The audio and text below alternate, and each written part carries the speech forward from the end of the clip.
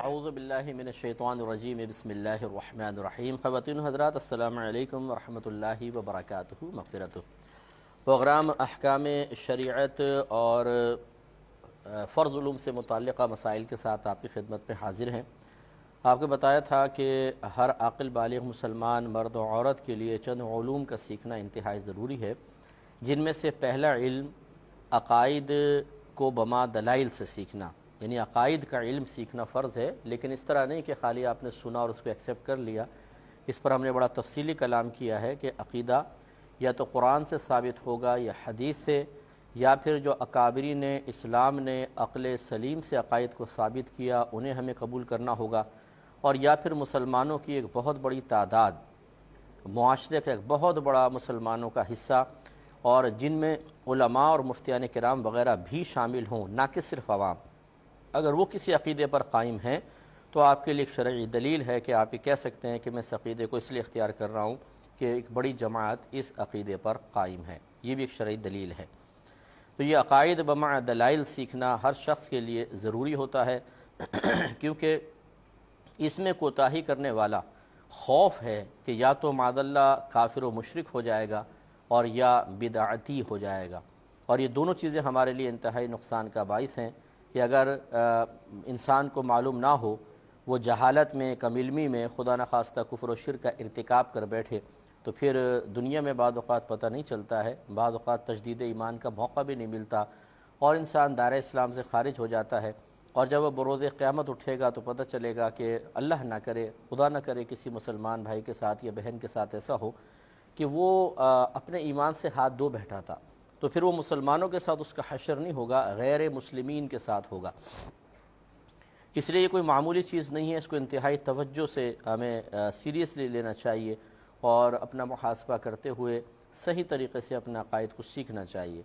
اور اسی طریقے سے اگر توجہ نہ رہے تو بعض اوقات انسان بدعت میں مبتلا ہو جاتا ہے، چاہے وہ عقیدے کے لحاظ سے بدعت ہو، چاہے وہ اعمال کے لحاظ سے وہ بدعتی بن جائے، لیکن دونوں اس کے لیے نقصان کا باعث ہیں، اور ایسا شخص بھی ہو سکتا ہے کہ اپنی کمزوری ایمان کے باعث دنیا میں یا آخرت میں سخت گرفت میں مبتلا ہو جائے۔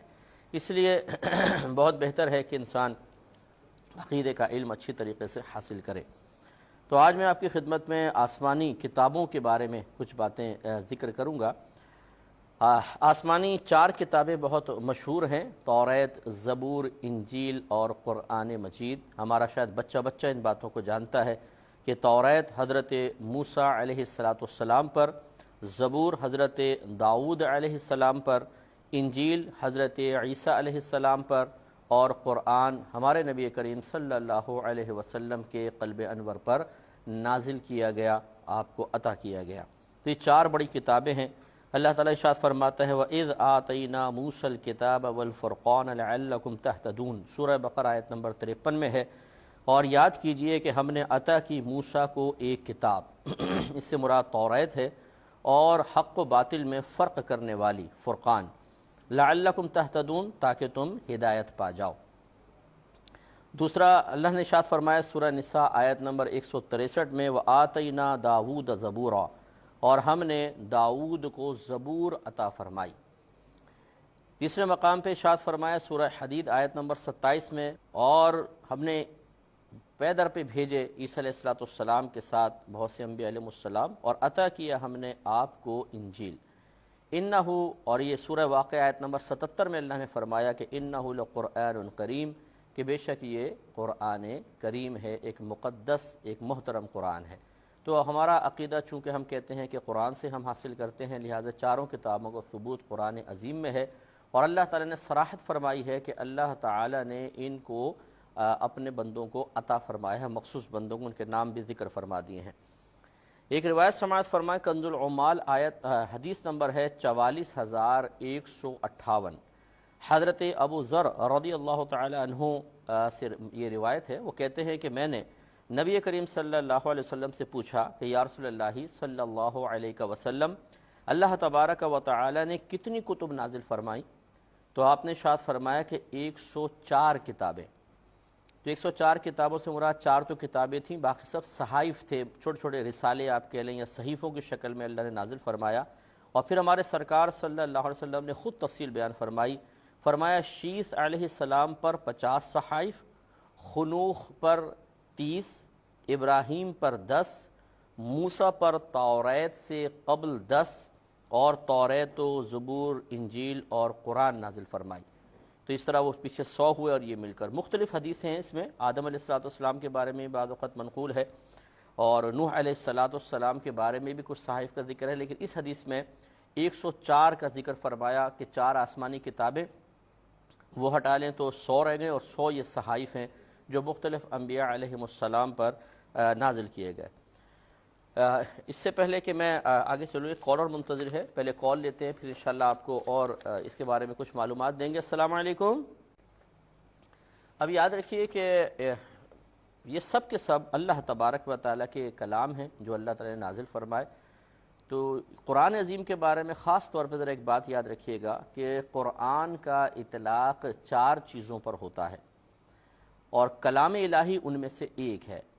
اس کو یوں سمجھ لیجئے کہ دیکھیں، قرآن 4 چیزوں کے مجموعے پر بولتے ہیں، ایک الفاظ، دوسرے معانی، تیسرے نقوش، اور چوتھے وہ واقعات جو ماضی میں گزرے اور قرآن عظیم میں ذکر کیے گئے، جن کو ترجمہ سے تعبیر کرتے ہیں۔ اصطلاحی لفظ ترجمہ استعمال کیا جاتا ہے، ویسے ہمارے ہاں ترجمہ ٹرانسلیشن کو کہتے ہیں، لیکن جو فقہاء یا علماء اسلام بعض اوقات ان واقعات کے لیے استعمال فرماتے ہیں، ان واقعات کو جو الفاظ یا نقوش ظاہر کر رہے ہوتے ہیں اس کو ترجمہ سے تعبیر کر دیتے ہیں۔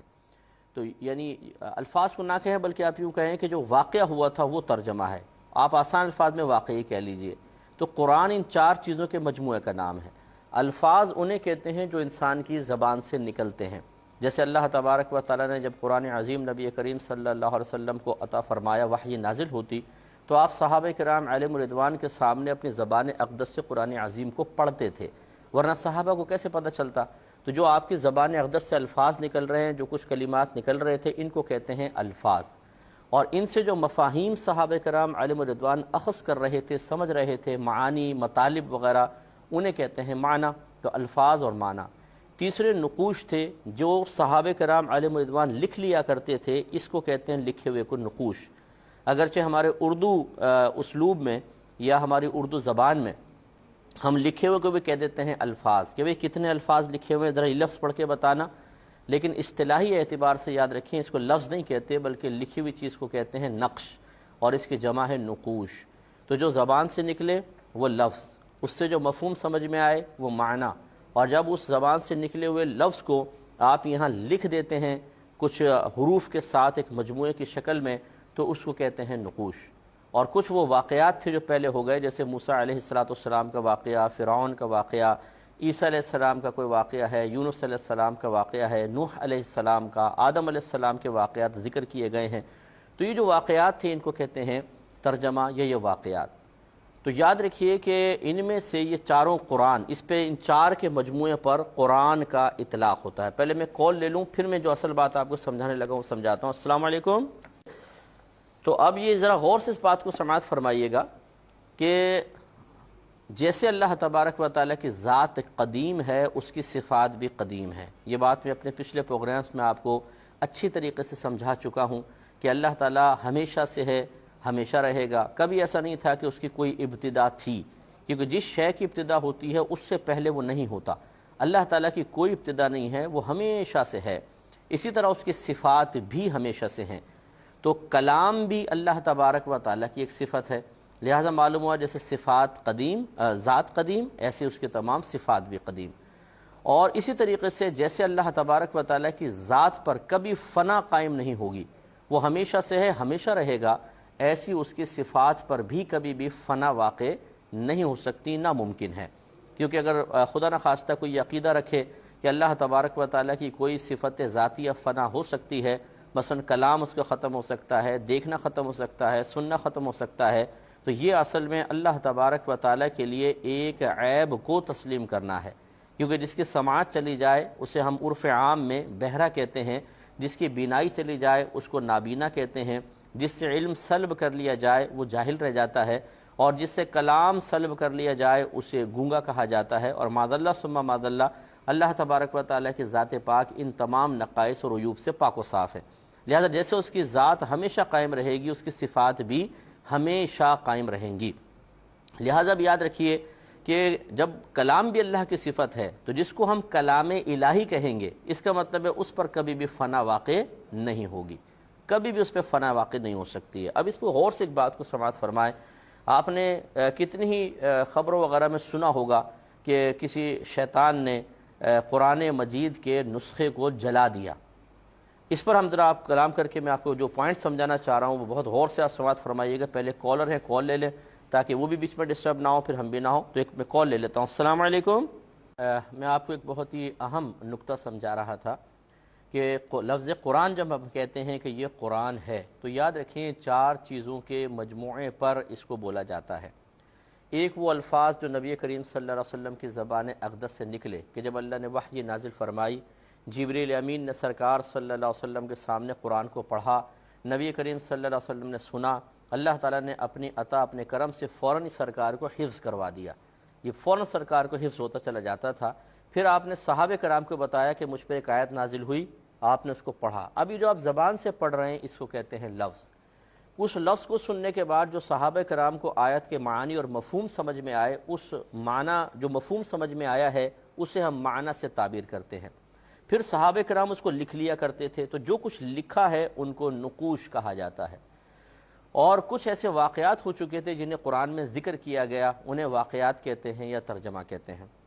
قرآن میں موجود ہے کہ موسیٰ علیہ السلام نے ایسا کیا تھا، فرعون سے مقابلہ ہوا، آپ نے مقابلہ کیا جادوگروں سے، تو یہ الفاظ ہیں بظاہر یہاں تو نقوش موجود ہیں، لیکن اس کا کوئی نہ کوئی مصداق بھی تھا جو پہلے کبھی تاریخ میں واقعات ہو چکے تھے، اللہ نے اس کو بیان فرمایا، وہ واقعات۔ ان 4 چیزوں کا مجموعہ قرآن عظیم کہلاتا ہے۔ اب یاد رکھیں میں آپ کو یہ سمجھا رہا ہوں کہ اللہ تبارک و تعالیٰ کی جیسے ذات ہمیشہ سے ہے، ہمیشہ رہے گی، ایسی اس کی صفات بھی اس کے ساتھ ہمیشہ سے ہیں اور ہمیشہ رہیں گی۔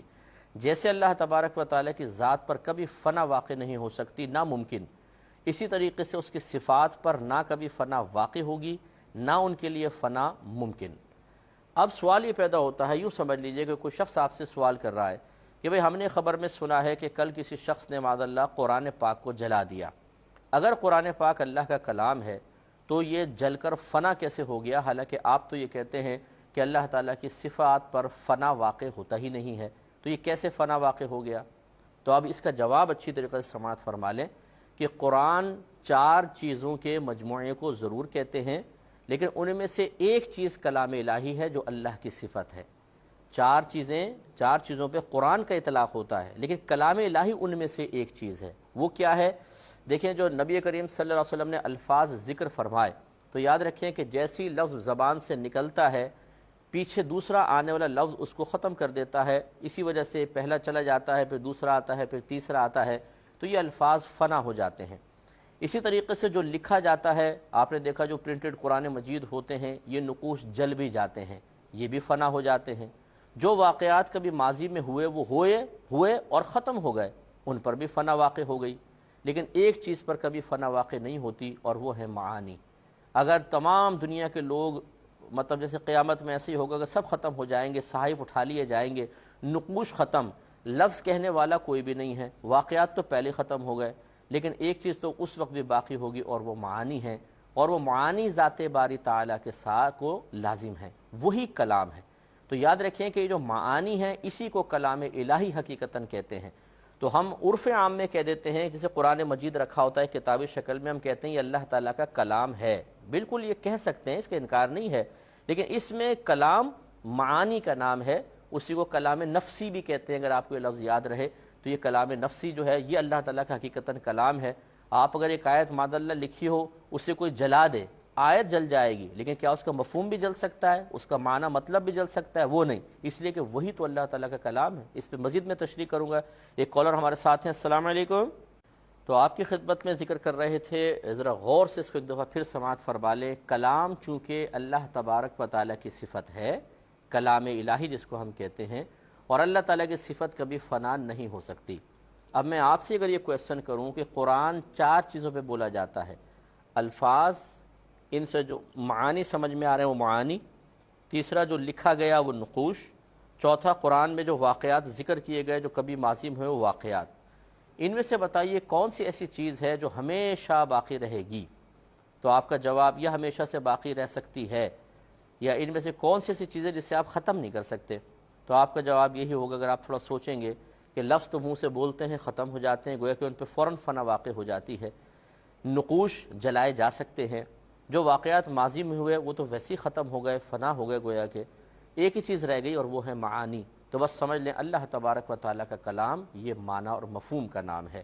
تو قرآن عظیم کو جیسے میں عرض کر رہا تھا کہ ہمارے عرف عام میں جب قرآن کتابی شکل میں رکھا ہوتا ہے ہم کہتے ہیں یہ اللہ کا کلام ہے، تو یہ جب ہم کہتے ہیں تو ہم گویا کہ یہ کہہ سکتے ہیں کیونکہ قرآن عظیم کا ایک جو جن چار چیزوں پہ لفظ قرآن کا اطلاق ہوتا ہے، لفظ قرآن آپ بول سکتے ہیں، ان میں سے ایک چیز اللہ کا کلام بھی ہے، کلام الہی، لیکن جو بطور صفت اللہ کا کلام ہم کہتے ہیں وہ یہ تمام چیزیں نہیں ہیں، بلکہ اس کے نقوش مٹ سکتے ہیں، واقعات ختم ہو سکتے ہیں، ختم ہو چکے ہیں، بلکہ الفاظ جب زبان سے انسان ادا کرتا ہے تو ان پہ فنا فوراً طاری ہو جاتی ہے، معانی، مطالب، مفاہیم یہ ہمیشہ قائم رہتے ہیں، اور یہی اللہ تبارک و تعالیٰ کا کلام ہے، اور اس پر کبھی بھی فنا واقع نہیں ہوگی۔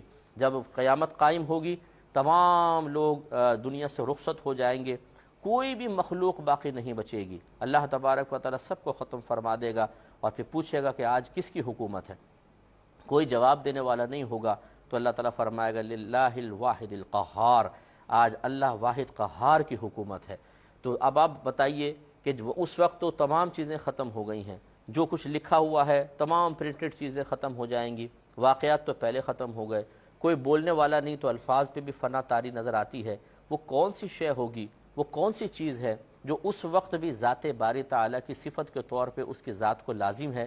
جواب یہی ہوگا معانی اور مفاہیم۔ اسی لیے یاد رکھیں کہ اللہ تبارک و تعالیٰ کا کلام، جیسے اللہ نے قرآن عظیم میں ارشاد فرمایا سورۃ الشورى آیت نمبر 11 میں، اللہ تعالیٰ فرماتا ہے لیسا کمثلہ شیء، اللہ تبارک و تعالیٰ کی مثل کوئی شے نہیں ہے، لہٰذا جب اللہ کی مثل کوئی شے نہیں ہے تو آپ اور میں بھی اللہ کی مثل نہیں ہوں گے۔ جب ہم اللہ کی مثل نہیں ہیں تو اس کا مطلب ہے جب آپ اور میرا کلام ایسا ہے کہ جو باقاعدہ اس کی آواز ہوتی ہے، وہ سنا جا سکتا ہے، محسوس ہو سکتا ہے، تو اللہ تبارک و تعالیٰ کی صفات ایسی نہیں ہوں گی۔ اس کا کلام ہے لیکن وہ آواز سے پاک و صاف ہے۔ وہ صرف اللہ تبارک و تعالیٰ کیسے جبریل امین کو اللہ تعالیٰ نے عطا فرمایا، پھر جبریل امین نے تو الفاظ کی شکل میں سرکار کے سامنے بیان فرمایا، یہ اللہ ہی بہتر جانتا ہے۔ تو لہٰذا خلاصہ کلام یہ ہوا کہ کلام الہی اللہ کی صفت ہے، لیکن جو قرآن عظیم ہمارے پاس موجود ہے اس کا اطلاق یا اس لفظ قرآن کو 4 چیزوں پر بولا جاتا ہے، ان میں سے ایک اللہ کا کلام اور 3 چیزیں ایسی ہیں جو قرآن تو کہلاتی ہیں لیکن کلام الہی کی تعریف ان پر صادق نہیں آتی۔ یہی وجہ ہے کہ ان 4 میں سے ایک چیز غیر فانی ہے، وہ معانی اور مطالب اور مفاہیم ہیں، باقی 3 چیزوں پر فنا واقع ہوتی ہے، آپ نے خود اپنی آنکھوں سے دیکھی ہے۔ لہٰذا معلوم ہوا کہ اللہ تعالیٰ کا کلام وہ معانی اور مفہوم ہیں جو جب آپ کوئی آیت پڑھتے ہیں تو اس سے سمجھ میں آتا ہے۔ جیسے آخری بات میں عرض کر دوں، ہم کہتے ہیں الحمدللہ رب العالمین، تمام خوبیاں ثابت ہیں اس رب کے لیے، اس اللہ کے لیے جو عالمین کو پالنے والا ہے۔ تو ایک تو یہ میری زبان سے الفاظ نکلتے ہوئے آپ سن رہے ہیں، اور ایک آپ نے اس کا مفہوم سمجھا جو آپ کے ذہن میں بیٹھ گیا ہے۔ الفاظ تو ختم ہو گئے، اب میں آپ سے پوچھوں الحمدللہ رب العالمین کا کیا مطلب ہے، آپ فوراً سنا دیں گے، کیوں؟ آپ کے ذہن میں موجود ہے۔ جو ذہن میں ہے وہ ہے مطالب اور مفاہیم، حقیقتاً وہی اللہ تبارک و تعالیٰ کا کلام ہوتا ہے۔ اللہ تعالیٰ ہم سب کو سمجھنے کی توفیق عطا فرمائے۔ انشاءاللہ اس کے بقیہ مسائل نیکسٹ پروگرام میں اور ہم عرض کریں گے۔ ایک کالر منتظر ہے، کال لیتے ہیں۔ السلام علیکم۔ من الشیطان الرجیم، بسم اللہ الرحمن الرحیم۔ خواتین و حضرات السلام علیکم ورحمۃ اللہ وبرکاتہ و مغفرتہ۔ پروگرام احکام شریعت اور فرض علوم کے بارے میں کچھ تفصیل کے ساتھ آپ کی خدمت میں ایک دفعہ پھر حاضری کا شرف حاصل ہے۔ میں نے آپ کو بتایا تھا کہ فرض علوم 3 چیزوں پر مشتمل ہوتے ہیں، ایک علم العقائد بمع دلائل، دوسرے احکام شرعیہ عملیہ کا علم حاصل کرنا، اور تیسرا گناہوں کی معرفت۔ تو پہلے ہم نے عقائد اسلام پر کلام شروع کیا تھا، اور اس میں اللہ تبارک و تعالیٰ کی ذات و صفات کے بارے میں، اور پھر انبیاء علیہ السلام نبوت رسالت کے بارے میں گفتگو کی تھی، جنات اور فرشتوں کے بارے میں تھوڑی سی باتیں ذکر کی تھیں، اور پھر ہم آسمانی کتابوں کی طرف آئے تھے۔ درمیان میں تھوڑا سا گیپ آیا اس میں، لیکن دوبارہ اس سلسلے کو انشاءاللہ کنٹینیو کر رہے ہیں۔ دوبارہ میں اس کو ایک دفعہ ذکر کر دیتا ہوں. آسمانی کتابیں 4 بے حد مشہور ہیں. تورات حضرت موسیٰ علیہ السلام پر، زبور حضرت داؤد، انجیل حضرت عیسیٰ، اور قرآن مجید ہمارے نبی کریم صلی اللہ علیہ وسلم پر نازل کیا گیا. یہ سب آسمانی کتابیں اللہ تبارک و تعالیٰ کا کلام ہی ہے.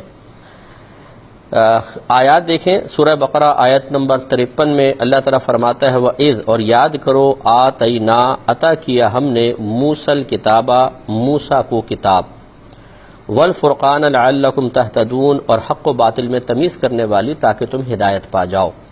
تو موسیٰ علیہ السلام کو اللہ تبارک و تعالی نے تورات سے نوازا، اس کا ذکر ہے.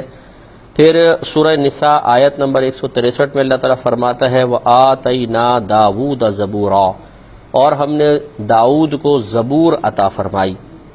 اس طرح سورہ حدید میں آیت نمبر 27 وَقَفَّيْنَا بِعِيسَى ابْنِ مَرْيَمَ وَآتَيْنَاهُ الْإِنْجِيلَ، تو ہم نے عیسیٰ علیہ السلام کو انجیل سے نوازا. اور سورہ واقعہ آیت نمبر 77 میں ہے کہ اِنَّهُ لَقُرْآنٌ کریم، کہ بے شک یہ قرآن کریم ہے. تو خلاصہ کلام یہ چاروں کتابوں، مشہور کتابوں کا ذکر یہاں پہ قرآن مجید میں خود موجود ہے. کنز العمال حدیث نمبر 44158 ہے. حضرت ابو ذر رضی اللہ تعالی عنہ نے ایک دفعہ پوچھا، یا رسول اللہ صلی اللہ علیہ وسلم، اللہ تبارک و تعالی نے کتنی کتب نازل فرمائیں؟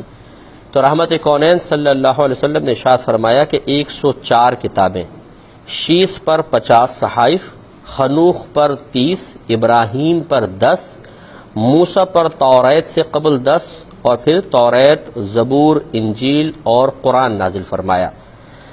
اچھی طرح یاد رکھیں کہ یہ سب کا سب کلام الہی ہے. جو ان کے کلام الہی ہونے کا انکار کرے اسے چاہیے کہ وہ یا آپ کو چاہیے کہ باقاعدہ علماء سے اس پہ فتویٰ لیا جائے کہ ان کے کلام الہی کا انکار کرنا کیسا ہے.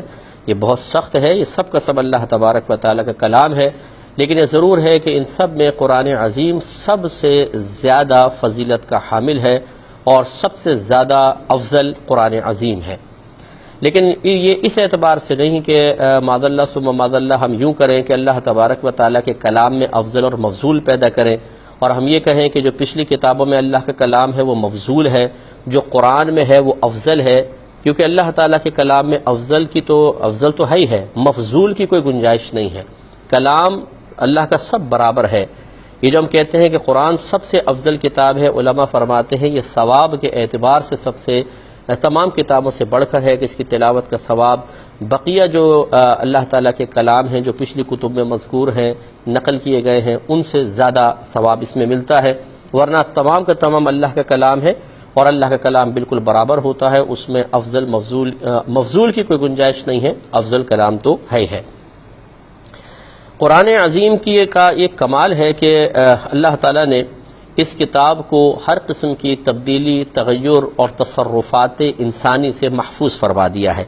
اللہ تعالیٰ ارشاد فرماتا ہے کہ اِنَّا نَحْنُ نَزَّلْنَا الذِّكْرَ وَإِنَّا لَهُ لَحَافِظُونَ، بے شک ہم نے ہی اس ذکر کو نازل فرمایا اور ہم ہی اس کی حفاظت فرمانے والے ہیں. جب اللہ تبارک و تعالیٰ نے خود ارشاد فرما دیا کہ ہم اس کی حفاظت کرنے والے ہیں تو کون ان میں تبدیلی پیدا کر سکتا ہے؟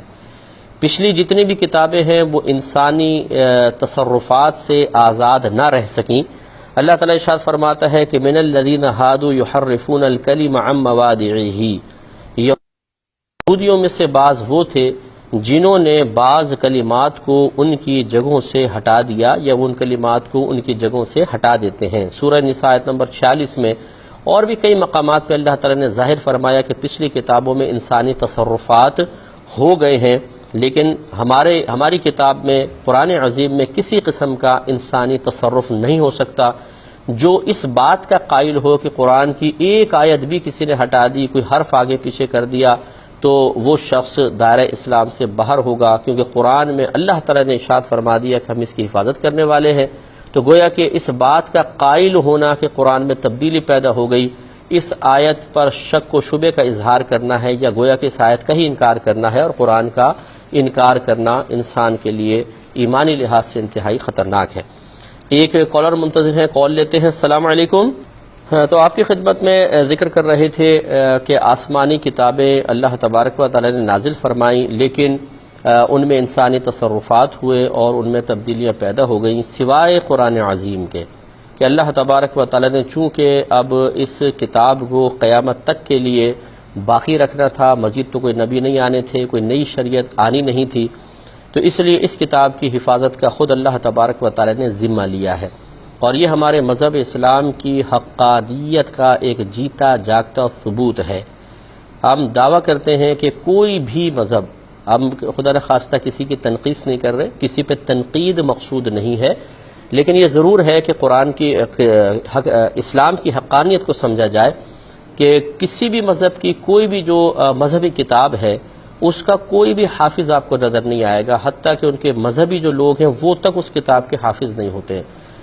اور جو پچھلی آسمانی کتابیں ہیں، یاد رکھیں صرف انبیاء علیہم السلام کو یاد ہوتی تھیں، کسی امتی کو یاد نہیں ہوتی تھیں، لیکن قرآن عظیم کو آپ دیکھ لیں کہ ہماری اس امت کے چھوٹے چھوٹے بچے، مسلمان بچے 5 سال کے 6 سال کے، حالانکہ ان کی مدر لینگویج نہیں ہے، عربک زبان میں ہے، بالکل انون زبان ہے، اس کے معنی بھی بعض اوقات بچے نہیں جانتے، لیکن اللہ تبارک و تعالی نے اس کو یاد کرنا ایسا آسان کر دیا ہے۔ تقریباً 114 صورتیں ہیں اور آیات کی تعداد میں اختلاف ہے، 6666، کسی نے 6613 لکھا، تو بہرحال یہ اتنی کثیر آیات ان بچوں کے سینوں میں محفوظ ہو جاتی ہیں، اور ایک دو کے نہیں بلکہ لاکھوں حافظ آج قرآن کے موجود ہیں۔ تو یقینی سی بات ہے کہ اتنی ضخیم کتاب، اتنے کثیر الفاظ، اتنی کثیر آیات، اور پھر غیر مادری زبان، مدر لینگویج نہیں ہے، وہ سینے میں محفوظ ہو جانا، یقینی سی بات ہے کوئی نہ کوئی ذات تو ایسی ہے کہ جو ان تمام اتنی ساری آیات کو سینوں میں محفوظ فرما رہی ہے، تو یقیناً وہ اللہ تعالیٰ کی ذات ہے، اور ان کو سینوں میں محفوظ فرمانے والی ذات جب محفوظ کر رہی ہے تو ثابت ہوتا ہے کہ ضرور اس میں ایک راز ہے، ضرور اللہ تبارک و تعالیٰ نے اس کو سینوں میں محفوظ رکھ کر ایک بڑے مقصد کی طرف اشارہ فرمایا ہے، کہ مقصود یہ ہے کہ قرآن قیامت تک کے لیے زندہ رہے۔ معاذ اللہ ثم معاذ اللہ، اگر قرآن کو کتابی شکل میں کوئی جلا بھی دیتا ہے لیکن سینوں سے قرآن کو کھینچنا ممکن نہیں ہے، یہ اللہ تعالیٰ کی طرف سے حفاظت کا انتظام ہے۔ اس کو سمجھنا چاہیے کہ کوئی بھی آسمانی کتاب، بلکہ کوئی بھی دنیاوی کتاب کسی کو یاد نہیں ہوتی ہے۔